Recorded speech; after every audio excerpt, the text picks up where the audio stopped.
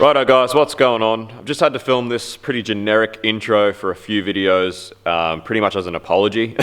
So it would appear that my trusty GoPro vlogging setup has finally kicked the bucket at some point.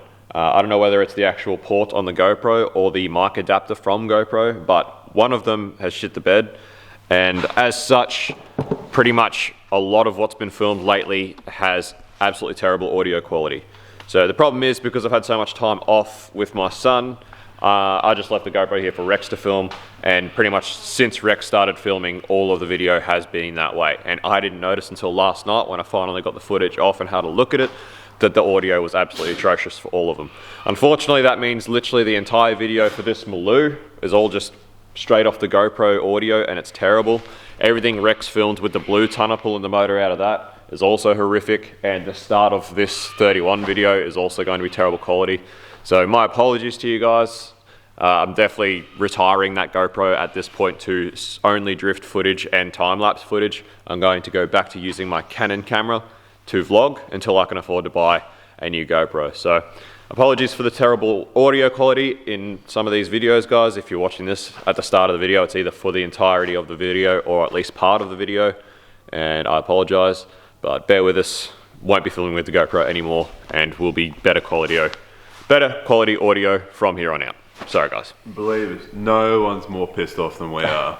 Like, wasted all that time filming stuff. It really is terrible. Like, there's 3 videos where the audio is just pretty much not there. And it's really, because we're really impressed with how this thing sounds, and you literally cannot hear it properly through the video. It just sounds atrocious on the video because of the way the audio was captured. Because, yeah, we were stoked with how this unit actually sounded. And I'm going to chuck a few videos off my phone into the video just to try and get that audio so you can see how it sounds. But yeah, apologies for the audio being terrible, guys, but it won't be for long. Thanks, guys. Alright, what's going on, guys? I know I was out here the other day, but today is actually, I suppose, my official return to work day, which is awesome. So this morning I took the A82 down to Sam at Whitey's Wiring there, so it is now getting its new Haltech wired in, so that is going to be awesome because Sam's work is impeccable, and every time I get a car from Sam, nothing goes wrong with it. So I'm looking forward to getting that back and tuning it properly with the new ECU. So anyway, today we are working on getting the motor back into this Maloo. So Rex actually, he did film a fair bit, like a little bit of stuff on this earlier. So I'll whack that in now. Hey guys, it's actually 2 days later now. It is Sunday. I forgot the motor out on Friday night, just on that time lapse. Motor's finally on an engine stand. I actually had such a massive pain in the ass getting this thing out. It turns out what had happened, you can see this dowel actually looks pretty nice. It's all good. This one though, have a look at that. That had actually rusted and grown into the gearbox bell housing, and it refused to come out. The old man was up here helping me. It was just a massive pain to get it out. I'm having to like lever it and try and get CRC in there, and it took so long. It was just such a nonsense thing. So when I finally got it out the other night, I just ripped the clutch, flywheel off, got on the engine stand, and just, that was it. I was done. That was like, 9 or 10 o'clock on Friday night, and I was just off it. So I spent the weekend, went down and saw Maxie's little man, and saw my sister and niece and stuff are up from Sydney. So I'm back on Sunday afternoon now, and I'm just going to quickly try and strip this thing and just get to a point to measure up those push rods. I don't think it's going to need different length push rods. Supplier tells me that they do. We've used these same lifters before and have not had an issue with stock length push rods. So I will take his advice and just double check it right now, just in case I have to order them first thing in the morning, but I'd be surprised if they're any different. I've spoken to the supplier of the cam, and this is a like standard base circle size cam. So in theory, stock push rods, everything should just go straight back in. But I'll have to double check it anyway, and I'll give it a go. So nice little Sunday afternoon task for us to get into. So I thought I'd just quickly point something out. With this motor, as per Tommy's request, we've gone with a double row timing set. Standard they are a single. So this does present a small problem, as you can see here, because it's a bit thicker. It's hard to see on the GoPro. There's actually a gap behind the oil pump there. So that's as far back as it goes at the moment. That's why the kit comes with these spacers. So you can see that spacer. There's one for each side of the pump. Spaces the pump forward, and Bob's your auntie. That fixes one problem. However, what that does do, because this pickup bolts straight in, you actually have to modify the pickup as well. So that's what I'm going to do now. I've just bolted them up like that just to show you what the difference is. And while it's bolted up, I'll quickly undo all of these bolts, because when we install these pumps, we do use our shims to center, make sure that the gears and everything are centered around the crank properly. So I'll sort that out, modify the pickup, and after that, we're sort of getting pretty close to being able to put the timing cover and the sump back on, which I'd like to do tonight. And that way we can start dropping the lifters in. The reason I just want to get the sump on is just because we soak these hydraulic lifters before we put them in to make sure that they've got plenty of lubrication and oil on first startup. And it's just a lot tidier. If you stick them all in there without the sump on, the oil just goes straight through. So I'm trying to minimise the mess in the engine room. So as well as filming those clips, he also tried to time-lapse a fair bit of the engine work and build. But what he actually didn't realise was that the GoPro was set to actually time-lapse photo, not time-lapse video. So I've ended up with just heaps of folders of time-lapse photos. So In my defense, Tommy did tell me to take lots of photos. So anyway, I did explain this in the last video, but so as you can imagine, we don't have actually any footage of the build. So in the interest of Rex missing stuff earlier, I'm just going to do a bit of an explanation now, and hopefully we'll be able to just edit out the parts that Rex just explained, because I haven't watched any footage, so I don't know what he talked about. So story goes, this Maloo belongs to a mate of a mate, who's sort of, I suppose, a mate. So yeah, this is Tommy's Maloo, E2 VE Maloo. So it came in here with just a stock LS3. These are an LS3, aren't they? Yeah, they've been LS3 by this point. So stock LS3, just over the radiator intake and a mathless tune with this twin 2-inch crush bent exhaust on it. 2.5. Twin 2.5 crush bent exhaust. As you can see, this exhaust is not that great. It's crush bent. It's not a very, honestly, it's not really enough flow for what this thing should have. So yeah, that's pretty much what it came to. So it came to us for a head and cam package. So it's had a trunnion upgrade, new lifters, a new cam, and a double row timing set. And that's pretty much it. Yeah, new gaskets where we needed to. That's pretty much the deal. It was a new cam setup. We took the motor out to do the cam setup because it needed a new clutch anyway, so it's getting a new clutch as well. So it's getting a Exceedy heavy duty 5-puck. NPC. Oh, it's an NPC, sorry. Right, sorry, sorry, my apologies. It is getting an NPC 5-puck heavy duty clutch as well. So we've chosen a pretty decently streetable cam for this combo. Like, it is a manual, he doesn't want it to be still drivable. So we chose like nothing too crazy, nothing outrageous for the cam, but it should be a really nice little lump. It's also getting a complete new X-Force exhaust system, and obviously a retune when it's all done. So that's pretty much the go with the Maloo. So Rex has been flat out doing all the work to the engine while I was away and not working. So it's pretty much all done. I'm just here today to help him get it back in the car so that we can continue on with the rest of the build. So Rex actually ran it up on the dyno before he pulled the motor out just to see what it was making, and it made, what did it make? 396.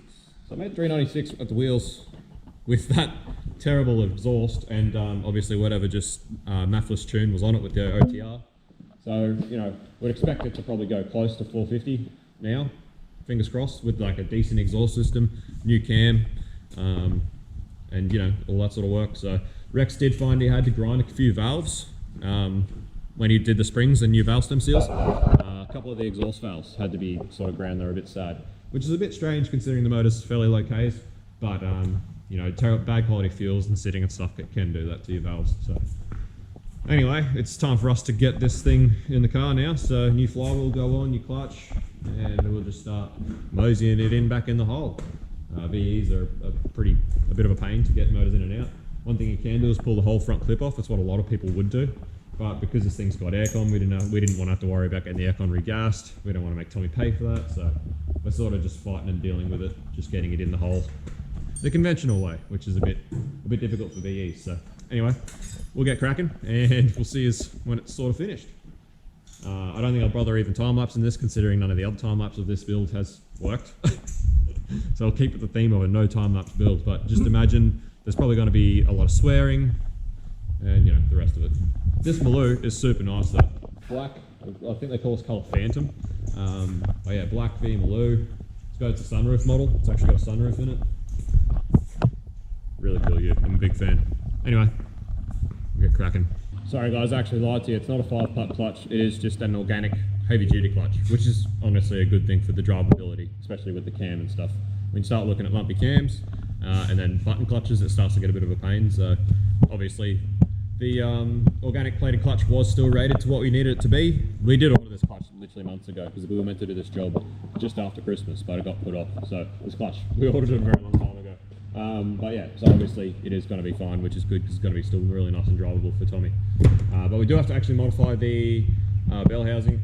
We've never done an NPC clutch kit on an LS before. We usually use Succeedi. So this is the first NPC one we've used, and it looks like the maybe the offset on the clutch to the fingers is a bit different, and there's a spacer for the slave, which means you have to modify the bell housing, obviously, to get at the bleeders. So we're going to look at doing that. So we're going to have to jack this thing up, drop the box down a little bit, and pull the bell housing off, and yeah, do some modifications, which is all good. Hey guys, so once successfully, well hopefully successfully, we've still got to fit it, modified bell housing. So as per NPC's instructions, it's 22mm, and you cut out, and that just matches up with the original cutouts that are on the box side, which is where the original slave would sit, and you'd have your feed line and your bleeder.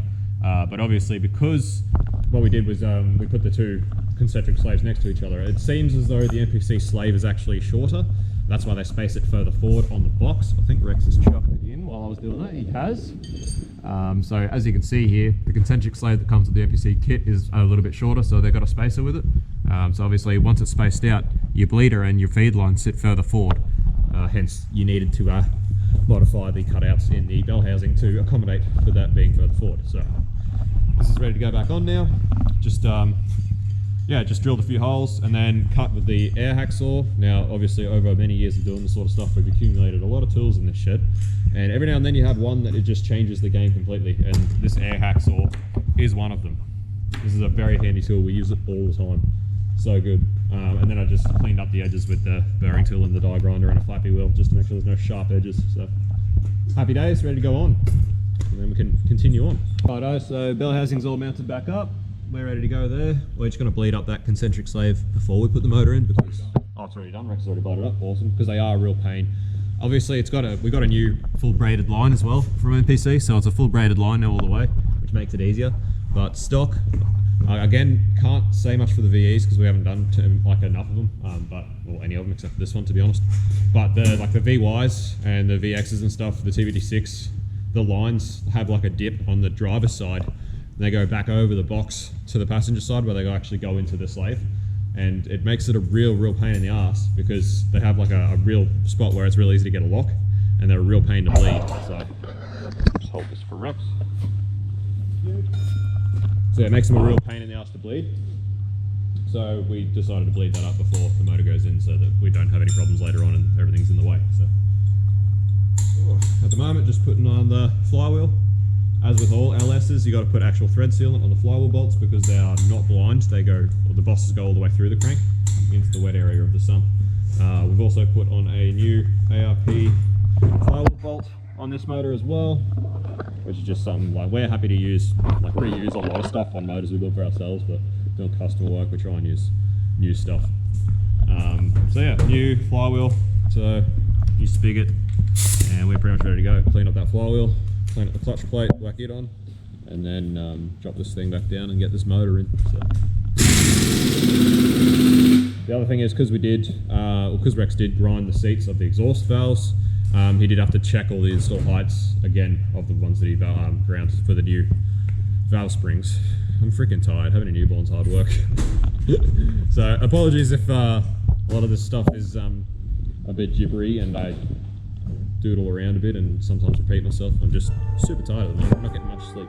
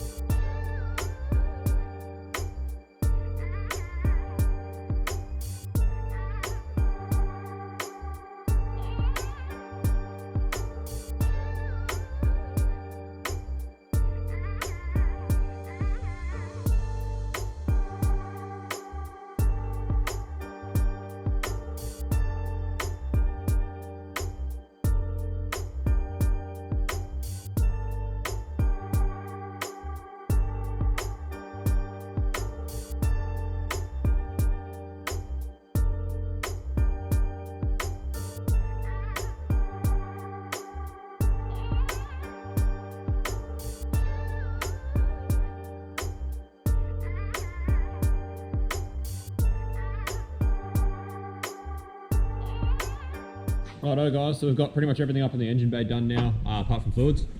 So that's all pretty much back together. Get our pipes in, which is nice and good. So we're just about to start fitting up our new X-Force 3-inch twin 3-inch exhaust system. So we've got our brand new X-Force twin 3-inch stainless exhaust system here that we're about to start fitting up. So we'll whack it on and then we'll chuck some fluids in it and we'll be ready for startup. So be interested to see how it sounds. That exhaust that was on it, although it's a crush bent twin 2.5, not the greatest exhaust to look at all, but it actually did sound quite good beforehand. So it'll be interesting to see how it sounds now with the new stainless. So Tommy hated it. It has that real crackle. because it doesn't have a balance plug, so no X-pipe. Yeah, okay, yep. Yeah, this has got a single muffler in the center, which is like an X-pipe sort of thing. Oh, it's actually an X here too, yeah, cool. So, and then a center muffler, and then it's got twin mufflers at the back, and some cool ass quad tips, which is definitely a must on a HSV, I reckon. So anyway, we'll go whacking this in, and then we'll be ready for startup, which is exciting. Getting close, and then tomorrow will be tune day. Righto guys, so we've encountered a little bit of a problem. Obviously this X-Force exhaust is designed to mate up to X-Force pipes. So the angle of the flanges we're on was wrong for our pacemaker pipes here. So we've actually had to just modify, we've had to cut off the flanges that were on the X-Force system. And we're just going to weld on some of our own to match the angle of the flange on the pipes. So that way it's all going to work together. So a little bit of modification going on. Rick's going to tack them in now, then we'll pull it out of the car and weld it up properly. That's pretty much set us back a little bit, but we've got to get this done because we've got to get this thing fired up today so that we know we can tune it tomorrow. So yeah, keep cracking along with it. Nothing on-song performance can't handle. So guys, we're getting on. Rex is just sort of doing the tips at the moment. That's pretty much the last thing we've got to do. These mufflers have like adjustments so you can make sure the tips are even, because the actual exhaust system isn't too great as far as everything being perfect, because they're a mass-produced thing. So they put adjustment in the mufflers so that you can mount it so that at least the tips are sort of perfectly even. But this is the exhaust system, all under here. This is where we've obviously welded our new flanges on, and it's all looking really good. So I just filled the thing up with some water, chuck some oil in it just before, put the steering shaft back on. So pretty much once those tips are on, we're ready to hit the key.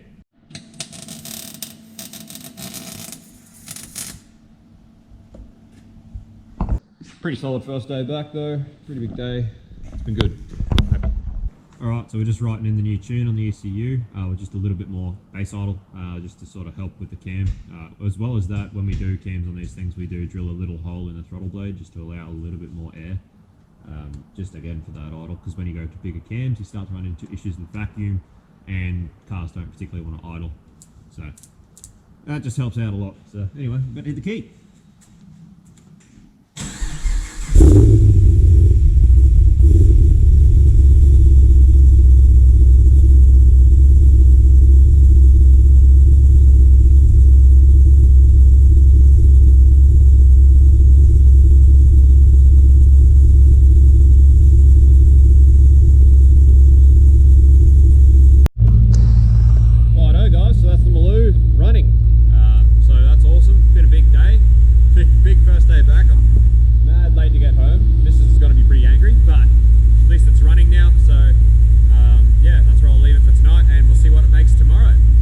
Guys, back out here today. Today's tune day, so interested to see what the old girl goes. Yeah, really hoping for close to 450 at the wheels, and should be pretty right on the money. But anyway, yeah, we'll get it started, get it warmed up, and put it over on the rollers. Get ready to go.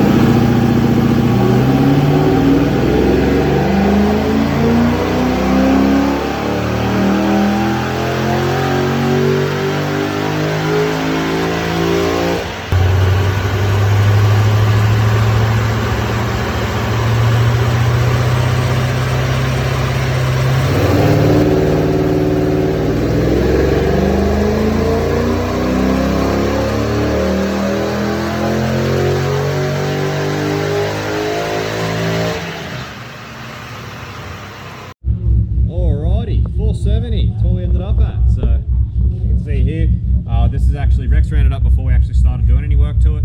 So we've actually got a baseline from beforehand also. So it made 390 before, that was just stock cam. That crossbed exhaust with those headers on it, and it already had the OTR as well and some sort of tune. It's got high torque performances on the actual ECU, so I'm assuming the tune's from them.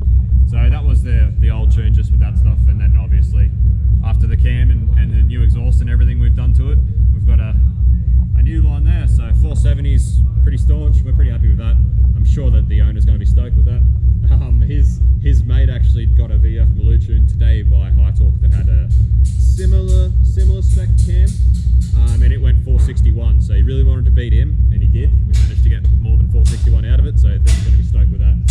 So a little bit of friendly competition there. So no, we're stoked. It sounds good. It's nice and drivable. Pete, actually, our mate that is the reason we know this guy, he had a stick, well, he had an E3 VE MALOO back in the day, a Karma blue one, really nice car, but he had just literally the biggest stick that Camtake makes for the LS3, and it was an absolute animal to try and drive. Like, low RPMs was just a no, you just couldn't do it. And it made not much more power than this thing did, considering how much more drivable this setup is. So like, his made a little bit more power. I think it made about closer to 490 at the wheels on the same dyno. Shane actually did that cam package for him, and so yeah, it made a little bit more power, but it was almost undrivable. So considering how drivable this is, we're very happy with that power number. That's awesome. So one more job well done. Like I said, we still got to fit an oil cooler, but pretty happy with how this has all turned out, and very happy with the numbers. What do you reckon? Good. Cool and good. Cool and good. Very cool and good. So that's another one under our belt. Very happy with that year. So anyway, guys, that's going to be the end of this one. I'll make another video when we install the oil cooler. But it goes without saying, if you're chasing any sort of LS cam work or any sort of performance work, let us know. Hit us up. We are based around southeast Queensland, out near Yarraman. So it's about 2 hours northwest of the Brisbane CBD. For those who are wondering how far it would be to trek your car out. If you're that worried about it, let us know. If you're sort of around Brisbane or something, we might be able to help out with towing your car around. We do have tow cars and trailers, but anyway, we're at this full time now, so if you want work done, let us know. Book it in. We're actually getting really busy. So anyway, guys, thanks for watching. Appreciate everyone who watches. We'll catch you on the next one. Smash like, smash subscribe. Peace out.